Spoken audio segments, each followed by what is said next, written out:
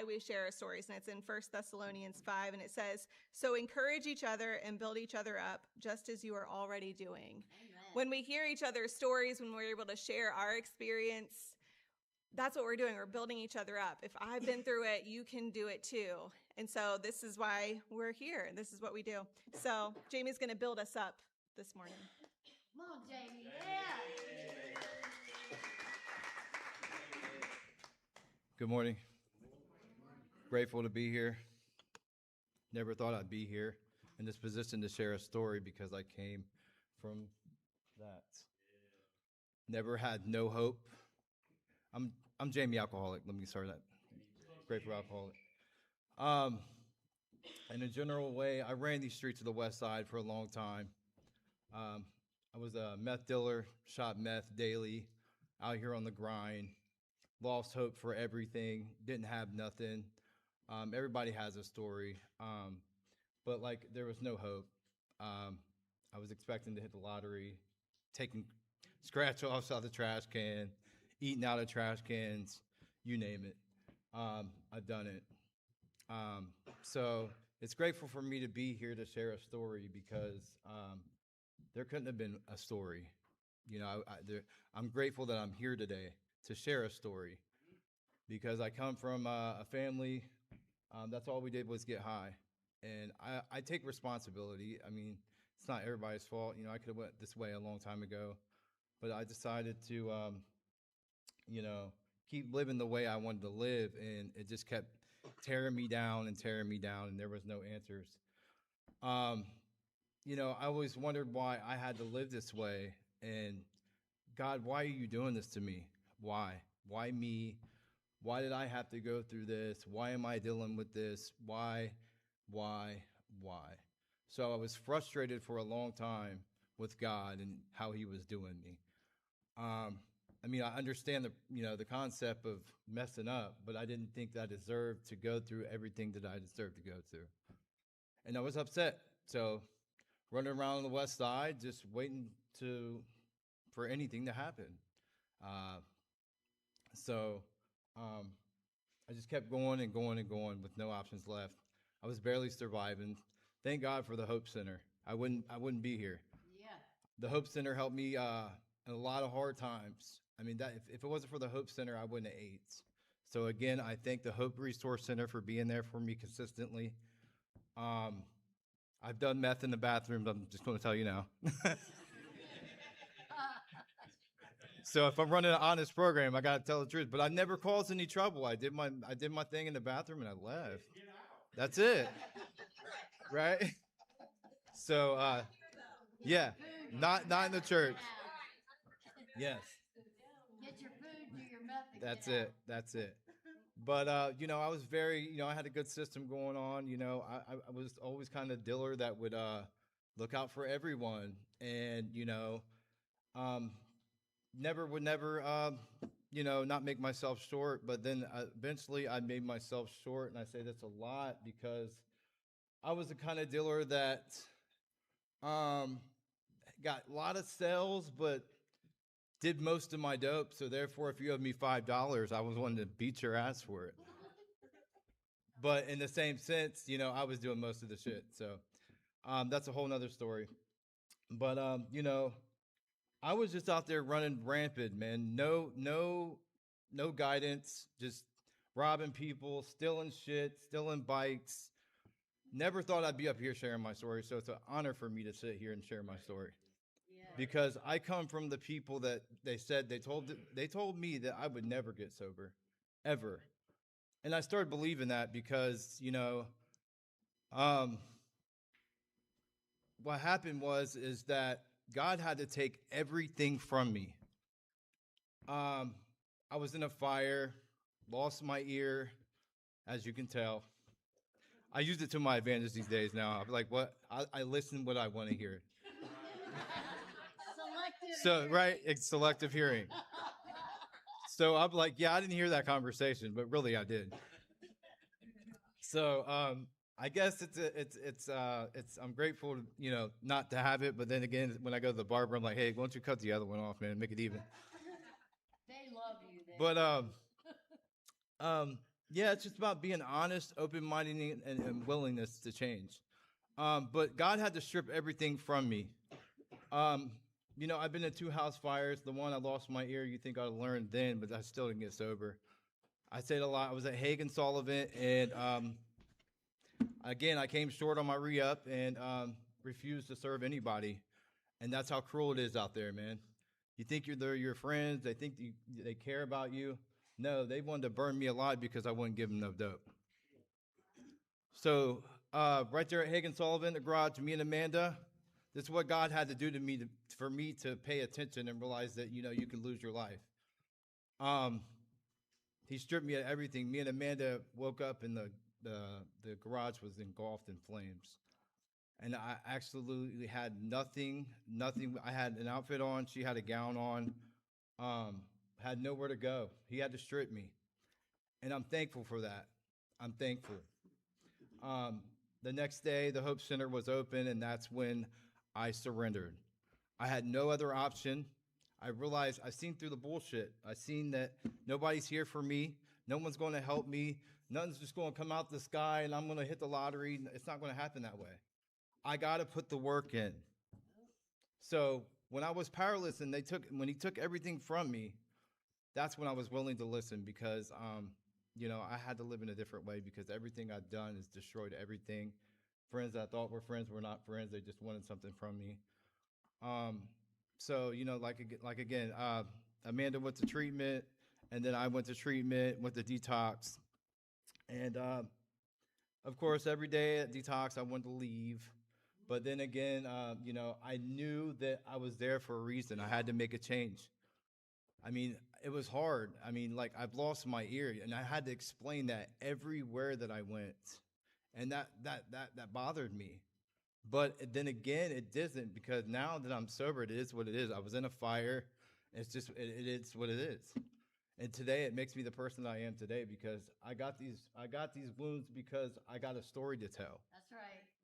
These are my war wounds. I went through this because I didn't listen. Because I didn't have the one ear, So I'm grateful to be here today. God has restored my life completely. I'm going to mention about sober living.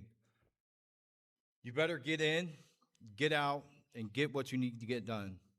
Because after a year, they start kicking the boot on you. Yep. I hear a lot of people, when it gets down to that last moment, you ain't got nowhere to go. So you better get a sponsor as soon as you get in there, because when you don't do that, you get involved in everything that you were involved to in the streets, but just you're sober. You're dealing with this girl, that relationship, old ideas. You're going to go right back to the same thing. So my message to everybody in a sober living, I went in there. I mean, I wasn't perfect. I'm not perfect, obviously knows. Get in there, do what you need to do. Don't rush the process. Trust the process and keep moving forward, because if you don't, then you're going to be stuck in a situation where you're about to graduate and you want to go back to the beginning days, because shit gets real. Excuse my language. Sorry, Lord. But, yeah, I mean, I look at a lot of people, and then when that time comes, it's time. You better be working on your exit plan. Save that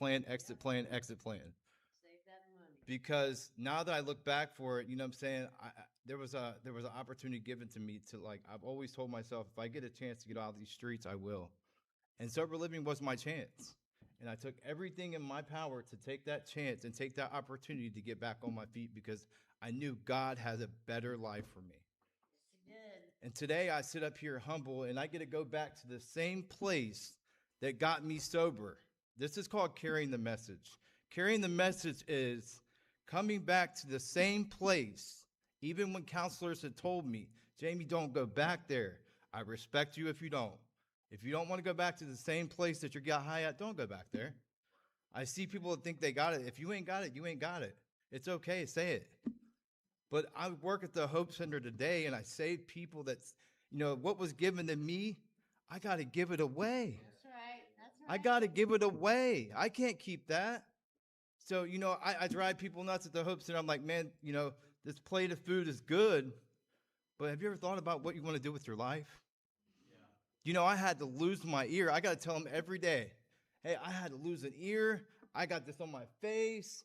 I mean, like, dude, you have a chance. There's people out there dying. People's losing their legs. They're getting holes in their legs like this, knowing they're about to die. And I'm having conversations with people, and they don't give a shit. It's sad. That's what we're dealing with out here. When are we going to get it? You got to get it, or you're going to die. It's just simple as that. So my message to everyone here is to keep moving forward. Keep giving what you got and give it away. Get a sponsor. Work the steps, because when you're sober, you're still the same person that you was when you was out there. That's right. And I'm going to stand here today and tell you that, you know, I'm not perfect. You know, things get in the way, you know, but as long as I'm carrying the message and I keep showing up, suit up and show up, and you keep coming back, that's what works for me. I put God first, recovery, anything in between, I ain't in it. I'm happy with going home, laying at my house and watching the TV, man. Say I'm getting old. I never had that. Every day I felt like I was surviving out here, and it just wore me the fuck out. Excuse my language. But God has changed my life. I give all the glory to him. All the glory. Amen. And my second chance story is your story. You got to keep moving forward. God will help you, but you got to put the work in. You got to. If you don't, you're going back out. I don't care if you pray to Jesus that you're not, you're going to go back out. Yeah. So it's not a suggestion, it's a demand.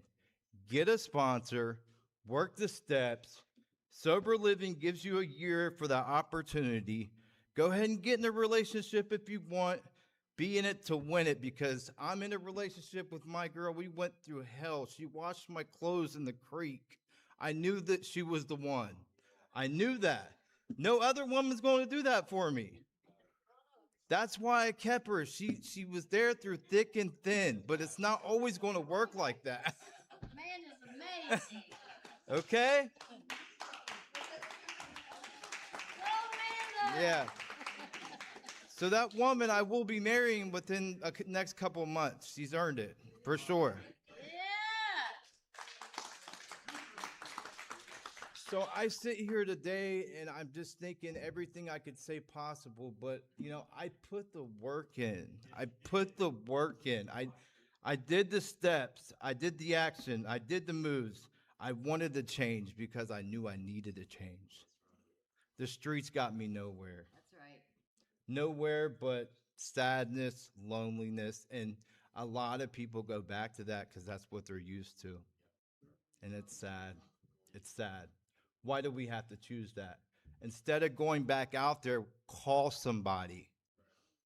The first person may not answer, but that's why you get you a phone list.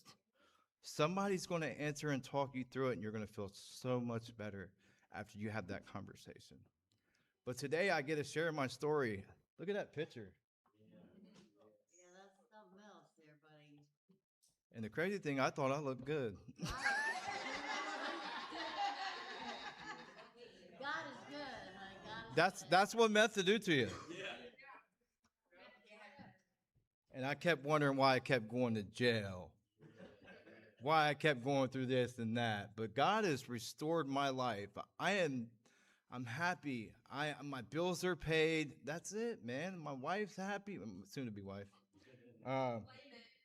Yeah, but a lot of shit. But let me speak on this too. A lot of relationships doesn't work. You know, it doesn't usually happen that way, and it's hard to carry that, and hard to be a model for someone that does that. I don't recommend it, but you'll know if you know. Okay. I suggest you work on yourself, but we were those ones that we had to make it, because I went to meetings and they're saying, hey, don't do that. But some people can make it. It's possible. That's because I put the work in. That's why it was possible. So my message is hope. I get to work in a place that gave me the opportunity to get sober, and I'm grateful to be there, and I love it. And I'm grateful for the team that I work with. Mary, awesome job. It's just amazing. I see these people on the streets every day, and it's just sad. Sorry. It's sad. because they're just so stuck in this vicious cycle. And they sit down, and I mean, they come up to me and they're like, I want to call you so bad, but I just can't. How do we convince them? You know, we just keep showing up, keep carrying the message of hope, and eventually they'll change. And I love you guys. We love you too, Jamey. It's possible we do recover, okay? And I was going to write this thing down, but I don't think it was important to write it down. It came from the heart, and that's what it's about. I love everybody that's here. You keep coming back. It works if you work it. Carry the message. Be there for your friends. Be there for your community. You can't do it without community. Mom, I love you. Happy Mother's Day, if you're watching. You could be a proud mother today because your son has got 2 years and 11 months.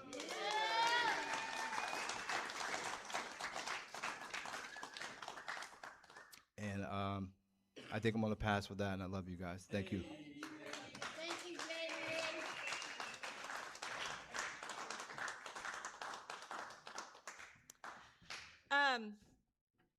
Yeah, that's great.